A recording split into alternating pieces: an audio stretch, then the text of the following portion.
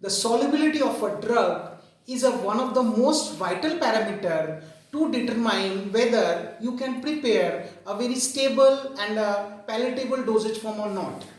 Hello and welcome back to Pharma E-Class. I am Anindya Goswami and we were discussing the different techniques to enhance the solubility of poorly water soluble drug.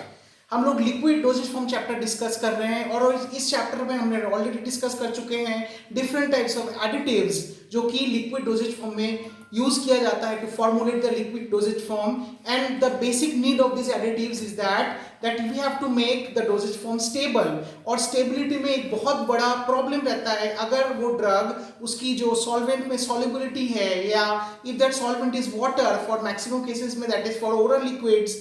तो यहाँ पे जो drug जो जिसकी water solubility या जिसकी solvent solubility is almost no और almost very less, तो we should employ certain techniques so that its water solubility increases a little bit. So these are the techniques ये हमने previous class में भी classify किया था, that is co-solvency, solubilization, complexation, hydrotrophy using hydrotropic agent, using buffer salts or resisting the change in pH of particular drug, and by the methods of solid dispersion. So we'll come in details one by one. Now come to co-solvency. So weak electrolytes and non-polar molecules frequently have poor water solubility. These types of solutes are more soluble in a mixture of solvents than in one solvent alone.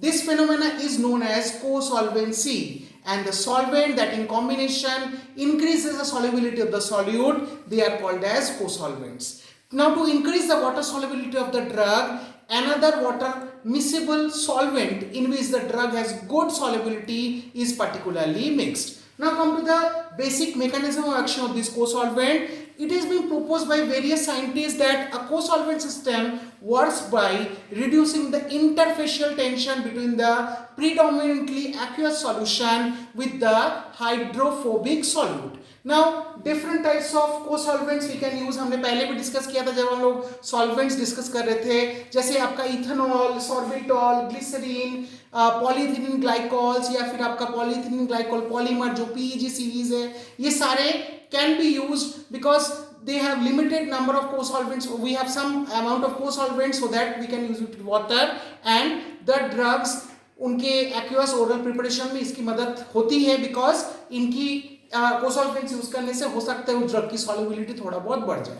Now co-solvents are used to increase the solubility of weak electrolytes, non-polar molecules and volatile constituents that they are used to impart a desirable flavor and odor to the product. Now come to solubilization. Now spontaneous increase of solubility of a poorly water soluble solute molecule into an aqueous solution of surface active agents or surfactants in which a thermodynamically stable solution is formed. This phenomenon is called as solubilization.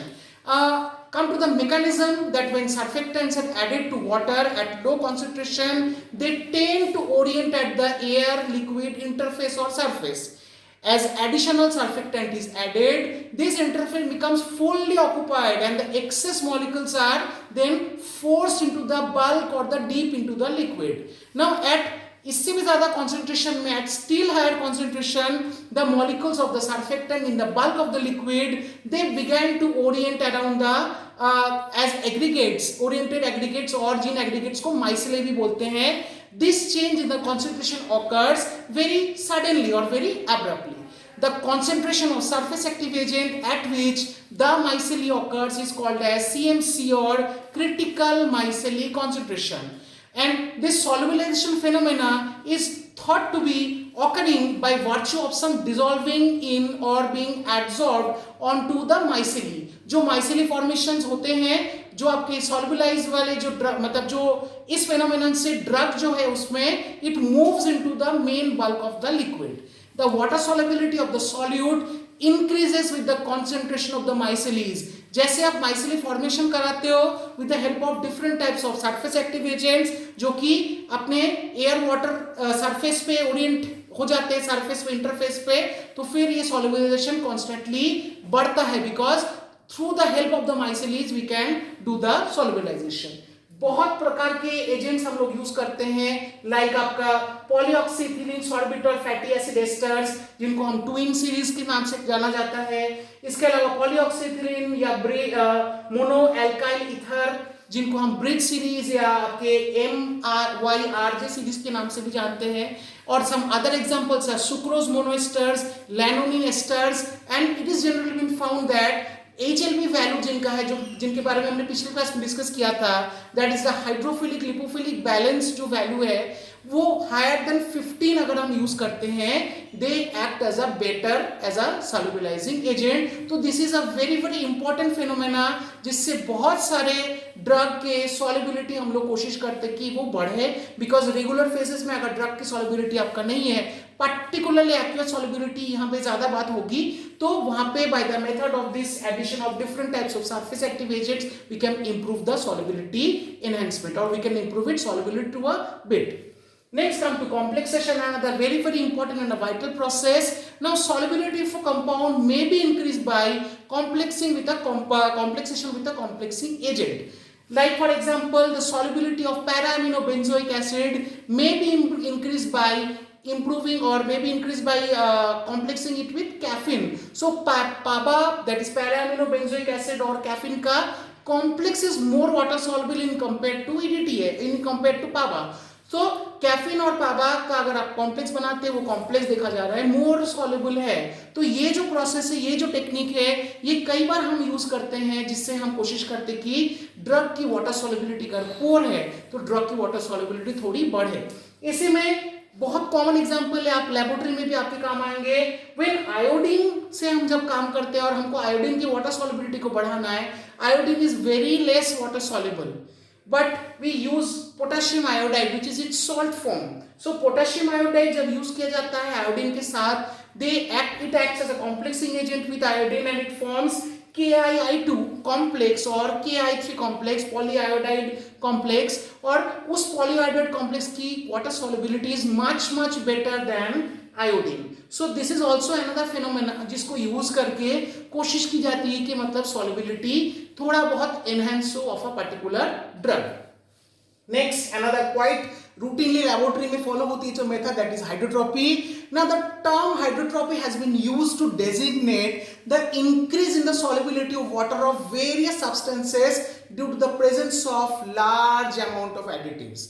बहुत सारे additives, बहुत सारे chemical agents use करके ऐसी कोशिश की जाती है कि मतलब ड्रग की सॉल्युबिलिटी इंप्रूव कराई जाए। इसकी मैकेनिज्म एक्शन है, that is still not very clear, okay, not yet clear the mechanism of action, and some scientists have speculated that this phenomena is more closely related to the complexation involving a weak interaction between the hydrophobic agent and the solute. तो जैसे कि आप जानते हैं practically इसका बहुत examples आपको मिलेंगे, जैसे कि सोडियम बेंजोएट यूज किया जा रहा है as a hydrotropic agent for solubilizing the drug benzoic acid in water. जब बेंजोइक एसिड, इसकी वाटर सॉल्युबिलिटी जो है वो काफी गुना बढ़ जाती है अगर आप as a hydrotropic agent add करते हैं सोडियम बेंजोएट। सिमिलरली पॉलीविनाइल पाइरिलिडोन जो है उसके साथ आप आयोडीन को अगर यूज करते हैं, देन उसकी iodine acts as a hydrotropic agent. Similarly for sodium acetate या sodium glycinate we use theophylline. ऐसे लेबोरेटरी में बहुत सारे एग्जांपल्स है, जो उन एग्जांपल्स के यूज करके ऐसे कोशिश किया गया है कि मतलब ऐसे देखा गया है कि the solubility of that particular drug has increase to a certain level. एक और व्यू है कि ये जो फिनोमेनन है that must be due to the change in the solvent characteristic because of the large amount of additive needed to bring about the increase in solubility. Okay, so around 20 to 50% of a solubility of hydrotrophic agent is required, because मैंने अभी आपको बता रहे थे कि large volume is needed, so around 20 to 50% of the hydrotrophic agent is needed to get or to bring this increase in solubility. So this is also a routinely used term जो कि use किया जाता है।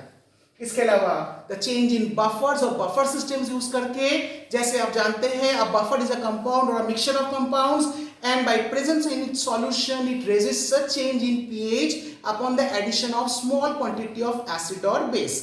तो buffers कैसे help करते हैं in terms of solubility? Now कई ऐसे ड्रग हैं जो कि with the sudden change in pH ऐसा होता है कि उनकी सॉल्युबिलिटी पे इफेक्ट होती है.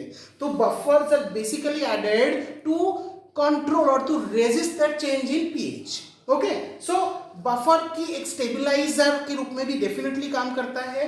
तो बफर्स जैसे कि दो बेसिक बफर्स हम लोग यूज करते हैं, एसीटेट बफर और आपका फॉस्फेट बफर. ठीक है, एसीटेट बफर की जो पीएच रेंज है दैट इज अराउंड 2.8 to 6, उसकी जो that is the accountability that pH range. और फॉस्फेट बफर की जो अकाउंटेबिलिटी है दैट इज आपका पीएच 2 to 8. तो ये जो मतलब चीजें हैं, कीपिंग वीकली एसिडिक ड्रग और बेसिक ड्रग इन सॉल्यूशन, उसके लिए इसको यूज किया जाता है, या फिर to increase the stability of the drug, या फिर to resist the change of pH upon dilution और एडिशन ऑफ एसिड और alkali, that is leaching of alkali from glass container जो कि होते हैं. और इस बहाने से कई बार ऐसी अल्कली लीचिंग भी होती है. तो buffers constantly more acts as a stabilizer, but जहां पे ड्रग की सॉल्यूशन में कोई फर्क पड़ता है with the change of pH, तो बफर्स डाला जाता है to resist that change in pH. तो इट इज ऑल्सो एक हेल्प हमको कर रहा है ताकि हम सॉल्युबिलिटी को not to enhance but not to at least decrease the water solubility. इसके अलावा एक और टेक्निक से, which is a newer technique, that is the solid dispersion technique. Solid dispersion technique is also quite similar to हाइड्रोट्रोपिक technique.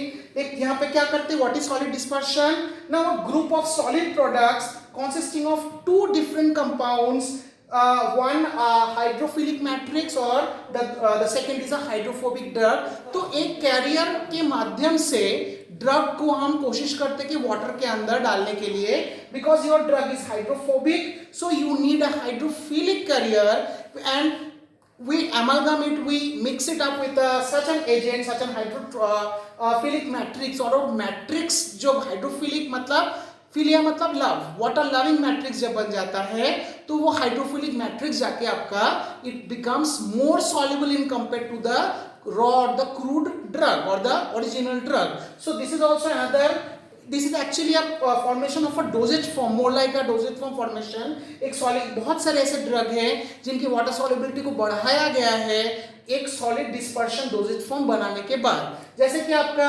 ग्लिसियोफाल्विन, अगर हम ग्लिसियोफाल्विन बहुत important एक drug है, कई बार यूज होते हैं. जब हम PEG 600 के साथ उसकी सॉलिड डिस्पर्शन बनाते हैं तो देखा गया उसकी solubility has got improved. Similarly itraconazole, another quite important drug, जब हम HPMC के साथ उसको सॉलिड डिस्पर्शन बनाने की कोशिश करते हैं और प्रिपेयर करते हैं, then this is also has been shown fruitfulness. So these are the different additives जो कि हम we routinely use in formulating a liquid dosage form, be it monophasic or a biphasic. So this ends your chapter liquid dosage form, and in this chapter we have studied the basic formulation consideration of liquid dosage form, be it monophasic, be it biphasic, and from next chapter onwards we will now classify and we will now understand, or we will see कि अलग अलग जो phases of liquid उनके अलग अलग preparations कैसे हैं, internal preparations कौन से, एक्सटर्नल प्रिपरेशन कौन से, उनकी मेथड ऑफ प्रोडक्शन, ये सब चीजें हमको नेक्स्ट जो चैप्टर्स है लिक्विड पे पढ़ना है. लेकिन ये एडिटिव्स के साथ और ऐसे ही सॉल्युबिलिटी को थोड़ा बहुत एनहांस करने के बाद then we can formulate a successful stable palatable dosage form. Thank you.